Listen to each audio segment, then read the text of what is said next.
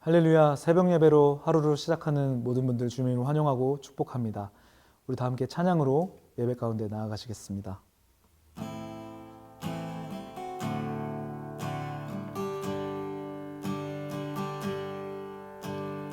내 구주 예수를 더욱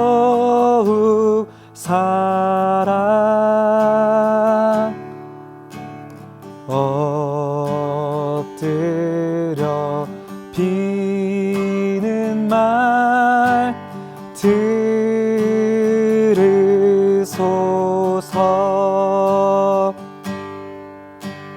내 진정 소원이 내 구주 예수를 더욱 사랑.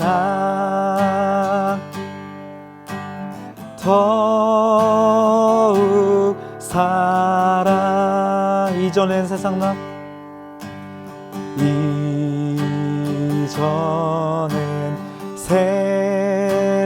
난 기뻤어도 지금 내 기쁨은 오직 예수.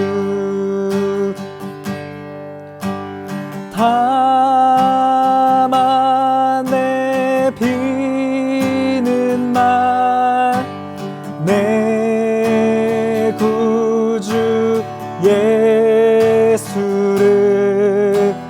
더욱 사랑.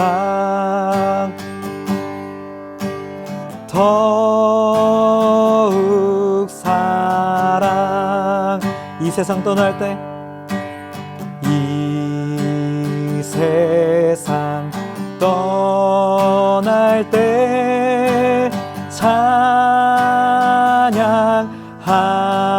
찬양하고 숨질 때 하는 말 이것일세. 다만 내 비는 말 내 구주 예수를 더욱 사랑.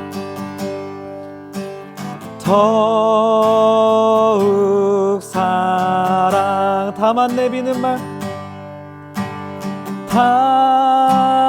다만 내 비는 말 내 구주 예수를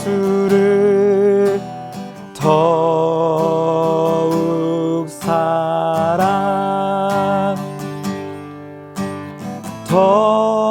더욱 사랑. 아멘. 한 바리새파 사람이 예수를 저녁 식사에 초대했습니다. 그래서 예수께서는 그 바리새파 사람의 집으로 들어가 식탁에 기대어 앉으셨습니다.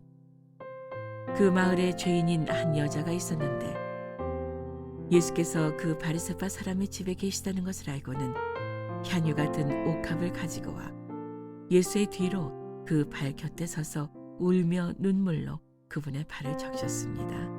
그리고 자신의 머리카락으로 발을 닦고 그 발에 자신의 입을 맞추며 향유를 부었습니다. 예수를 초대한 바리새파 사람이 이 광경을 보고 속으로 말했습니다. 만약 이 사람이 예언자라면 자기를 만지는 저 여자가 누구며 어떤 여자인지 알았을 텐데 저 여자는 죄인이 아닌가. 예수께서 그에게 말씀하셨습니다. 시몬아, 내게 할 말이 있다. 그가 대답했습니다. 선생님, 말씀하십시오. 어떤 채권자에게 빚을 진 두 사람이 있었다. 한 사람은 500데나리온을 또 한 사람은 50데나리온을 빚졌다. 두 사람 다 빚 갚을 돈이 없어 채권자가 두 사람의 빚을 모두 없애주었다. 그러면 두 사람 중 누가 그 채권자를 더 사랑하겠느냐? 시몬이 대답했습니다. 더 많은 빚을 면제받은 사람이라고 생각합니다. 예수께서 말씀하셨습니다. 내 판단이 옳다. 그리고 나서 예수께서는 그 여인을 돌아보고 시몬에게 말씀하셨습니다. 이 여인이 보이느냐? 내가 네 집에 들어왔을 때 너는 내게 발 씻을 물도 주지 않았다. 그러나 이 여인은 자신의 눈물로 내 발을 적시고 자신의 머리카락으로 닦아주었다. 너는 내게 입 맞추지 않았지만 이 여인은 내가 들어왔을 때부터 계속 내 발에 입 맞추고 있다. 너는 내 머리에 기름을 부어주지 않았지만 이 여인은 내 발에 향유를 부어주었다. 그러므로 내가 네게 말한다. 이 여인은 많은 죄를 용서받았다. 그것은 이 여인이 나를 많이 사랑했기 때문이다. 그러나 적게 용서받은 사람은 적게 사랑한다. 그리고 나서 예수께서 여인에게 말씀하셨습니다. 내 죄들이 용서받았다. 식탁에 함께 앉아있던 사람들이 수군거리기 시작했습니다. 이 사람이 도대체 누군데 죄까지도 용서한다는 것인가? 예수께서 여인에게 말씀하셨습니다. 내 믿음이 너를 구원했다. 평안히 가거라. 할렐루야. 1월 27일 목요일 아침입니다. 오늘도 하나님 말씀으로 하루를 시작하신 여러분에게 주님의 은혜와 사랑이 가득하시기를 축복합니다.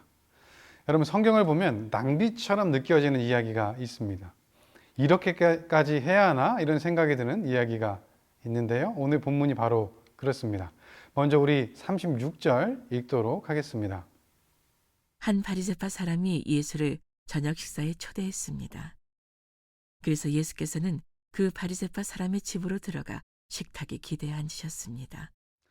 한 바리새인 예수님을 저녁 만찬에 초대합니다. 이 바리새인의 이름은 시몬입니다. 시몬의 이러한 초대는 예수님에 대한 존경 같지만 그렇지 않습니다. 그냥 관례상 예수님을 초대한 것이었습니다. 이 초대한 시몬의 마음을 알 수 있는 이유는 시몬이 그 당시 초대한 손님들을 향한 만찬의 에티켓을 지키지 않고 있기 때문에 그렇습니다. 그 에티켓은 이렇습니다. 먼저 환영의 입맞춤입니다. 그 당시에는 서로 사회적 지위가 동등하면 뺨에, 그리고 자기보다 높은 사람에게는 그 손에 입을 맞추는 것이 예의였다고 합니다. 그런데 시몬은 예수님께 입 맞추지 않습니다. 이는 노골적인 무시입니다. 다른 하나의 에티켓은 발을 씻기는 것입니다. 귀한 손님인 경우에는 주인이 직접 손님의 발을 씻기기도 했고, 그렇지 않으면 종이 그 일을 했습니다. 반갑지 않은 손님이 온다고 하더라도 발 씻을 물을 주는 것이 예의였는데 시몬은 그렇게 하지 않았습니다. 또 하나는 머리에 기름을 붓는 것입니다. 이는 정말 귀한 손님에 대한 예의였는데요. 시몬은 예수님께 이 중에 그 어떤 것 하나도 하지 않았습니다. 바리새인인 시몬은 성경을 정말 잘 알고 있었습니다. 메시아 예언에 관한 구절도 300개 이상을 토시도 안 틀리고 다 읊을 수 있었을 것입니다. 그런데 그는 눈앞의 메시아를 알아보지 못합니다. 예수님에 관해서는 들어서 알고 있습니다. 그런데 예수님이 진정 어떤 분이신지는 알지 못했습니다. 그런데 이때 한 여인이 등장합니다. 오늘 보면 37절부터 39절까지 말씀 함께 보도록 하겠습니다. 그 마을에 죄인인 한 여자가 있었는데 예수께서 그 바리새파 사람의 집에 계시다는 것을 알고는 향유가 든 옥합을 가지고 와 예수의 뒤로 그 발 곁에 서서 울며 눈물로 그분의 발을 적셨습니다. 그리고 자신의 머리카락으로 발을 닦고 그 발에 자신의 입을 맞추며 향유를 부었습니다. 예수를 초대한 바리새파 사람이 이 광경을 보고 속으로 말했습니다. 만약 이 사람이 예언자라면 자기를 만지는 저 여자가 누구며 어떤 여자인지 알았을 텐데 저 여자는 죄인이 아닌가. 오늘 본문에 보면 죄인인 한 여자라고 표현되어 있습니다. 아마도 이 여자는 몸을 파는 그런 여인이었던 것 같습니다. 이 여자는 이런 자리에 어울리는 사람이 아닙니다. 이곳 바리새인의 집은 이 여인에게는 초대라는 것은 생각할 수도 없는 자리입니다. 그녀는 불청객인 거죠. 어쩌면 이 여인 스스로도 피하고 싶은 자리였을 것입니다. 바리새인들의 그 경멸의 시선을 받는 것은 생각만으로도 몸서리가 쳐질 정도로 끔찍하기 때문입니다. 하지만 이 여인은 예수님 때문에 그곳을 찾아갑니다. 그 사랑이 이 용기를 내게 합니다. 자신을 향해 떨어지는 많은 시선들, 몸이 움츠려듭니다. 그런데 그러던 중에 주님과 시선이 마주칩니다. 주님의 시선은 그들과 다릅니다. 주님의 따뜻한 미소, 눈빛이 그녀의 마음을 녹입니다. 이 여인은 주님께 다가갑니다. 그리고 눈물이 떨어집니다. 그 눈물이 주님의 발을 적십니다. 주님의 발은 더러웠습니다. 예수님께서 발을 씻지 않으셨음을 알게 되었지만 수건이 없습니다. 그래서 머리를 풀고 머리카락으로 예수님의 발을 닦기 시작합니다. 그리고 자기의 가장 귀한 것, 전 재산인 향유를 부었습니다. 그 후에 예수님의 발에 입맞추기 시작합니다. 바리새인은 이 모습을 보고 눈살을 찌푸립니다. 그는 이 여인이 부정하다고 알고 있었습니다. 그리고 이 여인에 대한 판단이 예수님에게도 이어집니다. 예언자라면 이 여인에 대해 알고 이 여인을 피해야 하는데 이 부정한 여인과 함께하는 예수님의 그 모습을 마음으로 정죄합니다. 부정한 여인과 접촉한 예수님, 그분도 부정해졌다고 생각합니다. 그때 이 마음을 아시고 예수님께서 말씀하시죠. 동일하게 빚을 탕감받은 500데나리온 빚진 자와 50데나리온 빚진 자의 이야기를 들려주십니다. 더 많은 빚을 면제받은 사람이 더 많이 사랑한다는 말씀을 하시면서 이 바리새인 시몬과 향유를 부은 이 여인을 비교하십니다. 오늘 보면 44절부터 46절 말씀 함께 보도록 하겠습니다. 그리고 나서 예수께서는 그 여인을 돌아보고 시몬에게 말씀하셨습니다. 이 여인이 보이느냐? 내가 네 집에 들어왔을 때 너는 내게 발 씻을 물도 주지 않았다. 그러나 이 여인은 자신의 눈물로 내 발을 적시고 자신의 머리카락으로 닦아주었다. 너는 내게 입 맞추지 않았지만 이 여인은 내가 들어왔을 때부터 계속 내 발에 입 맞추고 있다. 너는 내 머리에 기름을 부어주지 않았지만 이 여인은 내 발에 향유를 부어주었다. 바리새인 시몬보다 이 여인이 예수님을 더 많이 사랑했습니다. 그리고 이 여인이 더 많은 죄를 용서받았습니다. 바리새인 시몬이 생각했던 것처럼 이 여인의 부정함이 예수님의 거룩함을 침범할 수 없었습니다. 예수님과의 접촉을 통해서 오히려 이 여인이 거룩하게 되었습니다. 48절에 나오는 것처럼 예수님은 죄를 용서하실 수 있는 그런 분이시기 때문에 그렇습니다. 여러분, 때로는 낭비처럼 느껴지는 그 사랑의 표현이 우리에게 필요합니다. 이 동일한 내용을 기록하고 있는 다른 복음서에 보면 300데나리온이나 되는 것을 팔아서 가난한 사람들에게 나눠주지 왜 낭비하느냐고 이 여인이 정죄를 받기도 합니다. 그러나 여러분, 주님을 위한 낭비는 천국을 위한 예비입니다. 귀족이면서 갑부의 아들, 캠브리지 대학의 수재이면서 영국에서 가장 인기 있는 스포츠 크리켓의 대표 선수, 게다가 주장이었던 한 사람, 삶이 보정된 사람입니다. 세상의 기준으로 모든 것을 가진 사람입니다. 그런데 20대 초반 예수님을 만난 그는 그 인생이 바뀌게 됩니다. 그리고 이 사람, 이 모든 것을 가지고 있던 그 모든 것을 포기합니다. 선교의 소명을 받고 캠브리지 7인의 한 사람으로 중국에 건너갑니다. 그리고 허드슨 테일러와 함께 중국 복음화를 위해 일한 한 사람이 있습니다.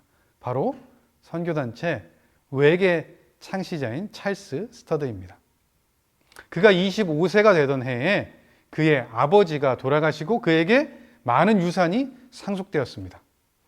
그는 이미 자신의 유산을 하나님의 사역에 바치고 싶다고 허드슨 테일러에게 말했습니다. 그는 부자 청년의 이야기를 성경에서 읽고 많은 것을 느꼈습니다. 그리고 자신은 그렇게 하지 않겠다고 다짐했죠. 그리고 이 모든 유산을 하나님께 드리기로 결정합니다. 그런데 그 당시에 그 유산을 처리하기 위해서는 정부 관리의 서명이 있어야 했다고 합니다. 그래서 스터드는 영사를 찾아가서 서명해 줄 것을 요구하죠. 그런데 영사는 어리석은 일이라며 거절합니다. 그리고 2주의 시간을 더 줄 테니 잘 생각해보고 오라고 하죠.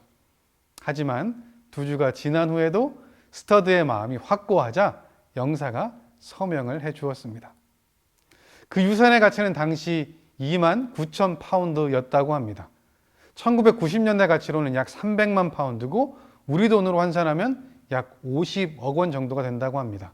지금은 더 큰 가치가 있겠죠? 그리고 이것을 4명의 특정인에게 그는 기부하기로 결정하고 그렇게 하는데요. 무디 성경학교에 5천 파운드를 주고 2,000명의 고아를 돌보고 있었던 조지 뮬러, 5만 번 응답받은 기도의 용사로 유명하죠. 그에게도 5천 파운드를 보냅니다. 또한 영국에서 빈민들을 위해 사역하는 네덜란드 사람이 한 명 있었는데 그에게도 5천 파운드, 그리고 인도 구세군에도 5천 파운드를 보냅니다. 나머지 5천 파운드는 각각 원하는 곳에 나눠주었고 남은 돈은 중국 내지 선교회에 보냈습니다. 그러고도 3,400파운드가 남았다고 합니다. 이 돈은 가족을 돌봐야 한다는 딤전 5장 8절 말씀이죠. 그 말씀에 따라서 자기 아내에게 주기로 했습니다. 참 좋은 남편이었던 것 같습니다. 그 아내도 역시 하나님을 전적으로 의지하는 사람이었고 그 또한 스터드와 같은 마음을 가지고 있었습니다. 그래서 그 남은 돈 모두를 구세군 총재에게 보내기로 결정합니다. 그는 이 세상의 은행에 돈을 맡기지 않고 하나님의 은행에 돈을 맡겼습니다. 그리고 그는 이 말씀을 기억했습니다. 누가복음 6장 38절 말씀입니다. 주라, 그리하면 너희에게 줄 것이니 곧 후이되어 누르고 흔들어 넘치도록 하여 너희에게 안겨주리라. 너희가 헤아리는 그 헤아림으로 너희도 헤아림을 도로 받을 것이니라. 아멘.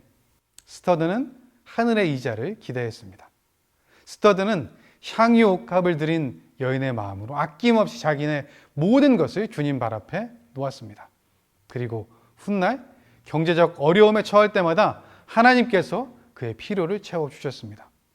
스터드는 허드슨 테일러의 말대로 하나님이 주신 것으로만 먹고 사는 사람이었습니다. 여러분, 그러면 그의 삶이 부족했을까요? 우리가 예상하는 것처럼 그렇지 않았습니다. 그 이후로 하나님께서 그를 책임지셨습니다.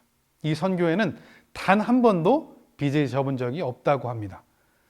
스터드가 하나님께 부름받아서 하나님 나라로 갈 때까지 이 선교회에 들어온 헌금은 14만 6,746파운드 1실링 3펜스에 달했다고 합니다. 이는 처음에 스터드가 주님께 드린 재산의 거의 5배가 되는 큰 금액이었습니다. 무엇보다 그는 하나님의 일에 동참했습니다. 선교단체가 창설되었고 지금 현재는 평범한 한 사람의 비전을, 그 헌신을, 그로 말미암아서 시작한 웩 국제 선교회는 현재 미전도 지역을 중심으로 약 80여 개국을 사역하고 있고 50여 개국에 모인 2,200여 명의 선교사 팀으로 활동하고 있다고 합니다. 일평생을 헌신한 선교사, 웩의 창시자 찰스 스터드는 이렇게 말했습니다.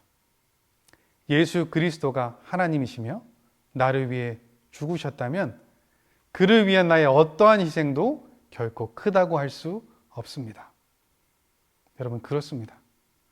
예수님이 하나님이십니다. 그리고 그 하나님이 나를 위해 죽으셨습니다. 먼저 낭비하셨습니다. 주님의 사랑을 낭비하셨습니다.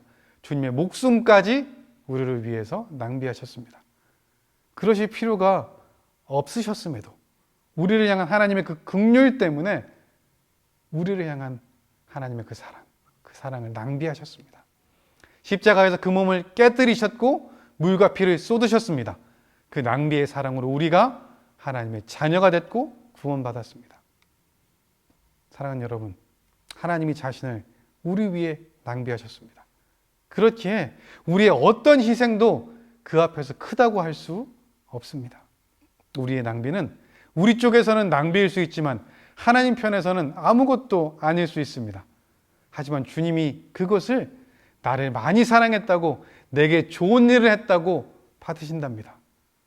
여러분, 이것이 얼마나 큰 은혜입니까? 어거스틴이 이렇게 말했습니다.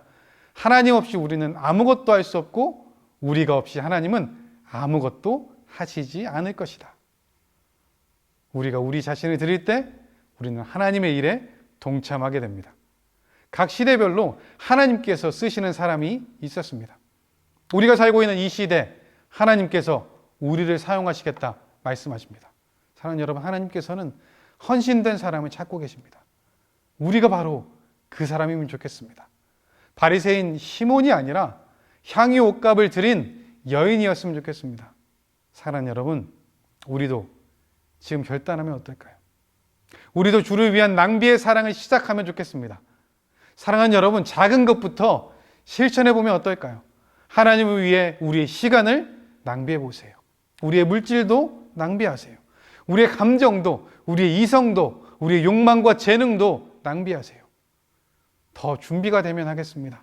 조금 더 시간이 지난 후에 하겠습니다. 여러분, 그러지 말고 지금 해야 합니다.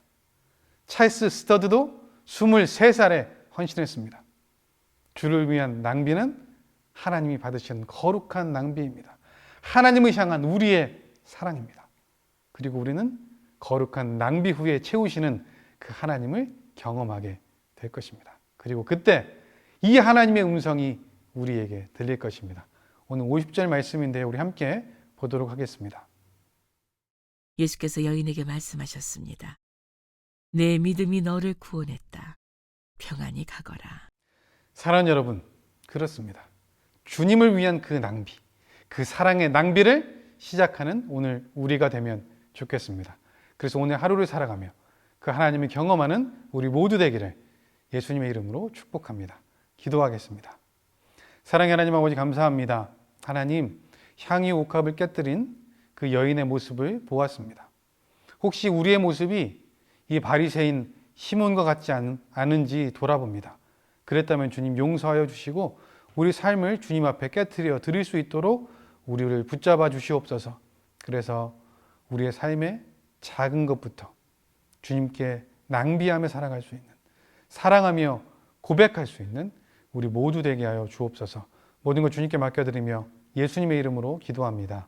아멘.